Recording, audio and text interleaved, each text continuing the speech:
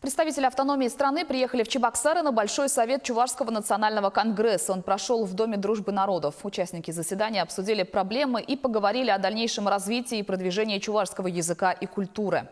Профильный министр Константин Яковлев рассказал, что в республике немало средств направляют на реконструкцию и строительство сельских клубов. Константин Яковлев также отметил, что Национальный конгресс способствует активному продвижению чувашской культуры в Крыму, Тюмени, Москве, Мурманске. Чувашский язык изучают и в региональных автономиях. К примеру, в Ульяновской области его преподают в 99 школах.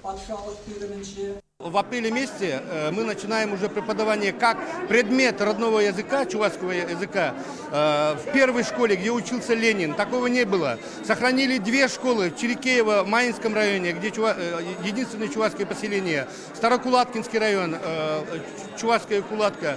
Дети изучают родной язык. В этом году у нас в Министерстве образования области уже работает штатный специалист, главный специалист Министерства образования только по чувашским школам.